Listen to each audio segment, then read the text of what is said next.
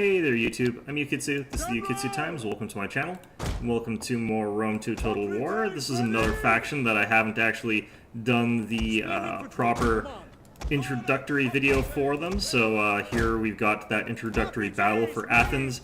Not a faction that I've been really looking forward to using for this purpose, just because they aren't really that great in multiplayer. I don't happen to think that they're all that effective, and because of that, you know, just not really going to be all that fun for me to play as. They have excellent hoplite units, but hoplite units in this game have exceptional defense but no offensive capabilities. They've got fairly weak swords, just these thorax swordsmen, and they've got pretty lousy pikemen, so all around they're a fairly hoplite heavy faction. Their cavalry is pretty good. The Hippias Lancers are shot cavalry that are not terrible. They're not great either, though. So they've got a lot of problems as far as the way they function goes. The good thing that you can say about the Athenians is that their units are fairly inexpensive for what they do. Thorax hoplites are incredibly durable. Thorax swordsmen are pretty decent deal. They're 590 for a relatively pretty average sword unit.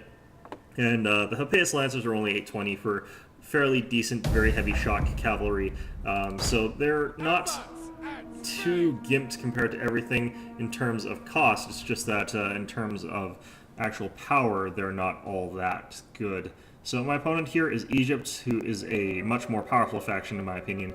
He's got some Glacian Royal Guard and he's got some Hellenic Royal Guard, so we're going to want to sort of swarm in around him, make sure that his units can't fight in a proper phalanx formation, or rather can't fight in that pike phalanx formation that I'm sure he wants to, and then get rear charges in with my heavy cavalry. Now he's got, looks like at least 3 units of heavy cavalry himself, or rather 2 of heavy and then 1 of the citizen cavalry, so that could be a bit much for me to get through. He's also got a general with the Ptolemaic cavalry, also very tough.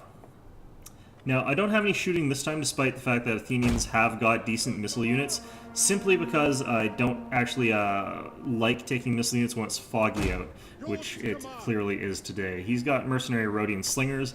They aren't going to be as effective in the fog, especially not against my high armor units as they would normally be, so I'm not too worried about the effects of those particular units.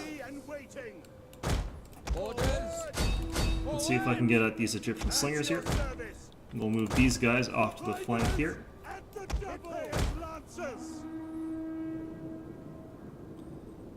Those are Hellenic Royal Guard. I think he's got 4 Hellenic Royal Guard at least. And I think he's probably got 4 Galatian Royal Guard. Swords! Not at the double! Shock cavalry ready! So we're going to try and get our shock cavalry in on him here. We're going to get our hoplite line ready to attack here.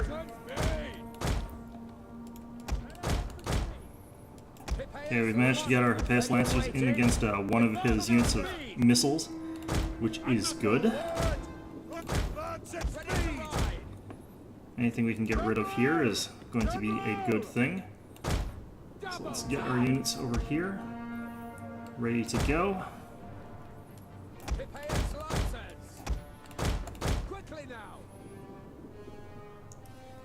He's getting ready to get into a cav engagement over on this side, which is, you know, not too bad a thing.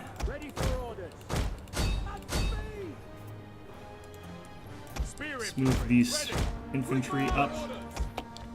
Let's not move those guys. Now, his Ptolemaic cavalry is technically superior to my cavalry, so I'm going to want to clear them up quickly.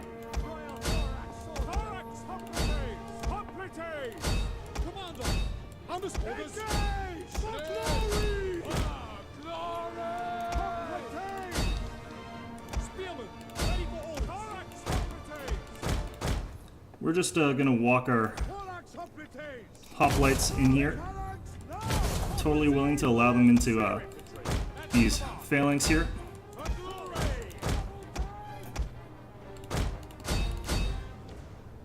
Ptolemaic cavalry over here is getting overwhelmed simply because I got better charges in.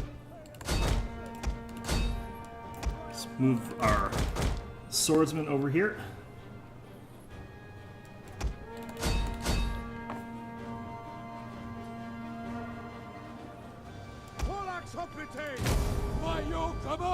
My general is going to get completely overrun by Galatian Royal Guard. That's not even a close fight there, but let's run into these Hellenic Royal Guard from behind here.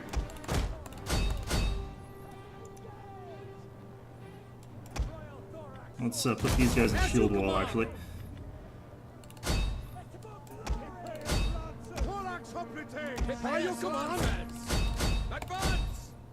That Hellenic Royal Guard's a little bit trounced because of the rear charges to it. Let's get some of our base lancers up this way instead.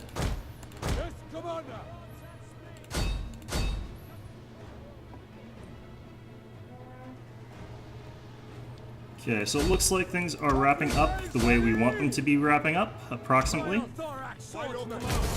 Looks like our general's gone, but that's fine, given the way we've composed our army. That's not overly relevant. Okay, so we're going to put these guys into a spear wall, or phalanx as well.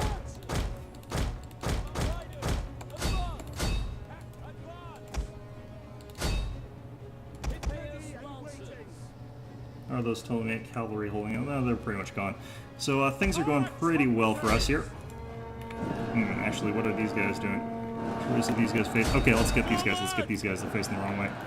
Okay, so his general is fighting 2 units of Matthias Lancers. Let's get these Galatian Royal Guard here. We'll put a trample on. Boom. Big charge in the back of those Galatian Royal Guard there. That's going to cause a lot of problems for them. Let's deselect the cavalry. Oh, I'm already in the formation. Okay.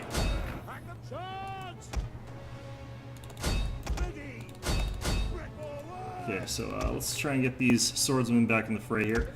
So the big advantage I've got as Athens is my units are a lot more durable than pretty much anybody else's units in the game. And for their cost, that's actually really quite evident just how tough they are, hard to kill.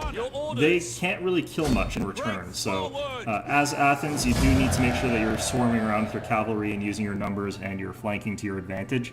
And that's pretty much how you play as Athens against what is traditionally considered a much stronger army composition. Egypt is one of the strongest armies, I think, in the game right now. Anyway, I hope you found this informative, and as always, I hope to see you all next time.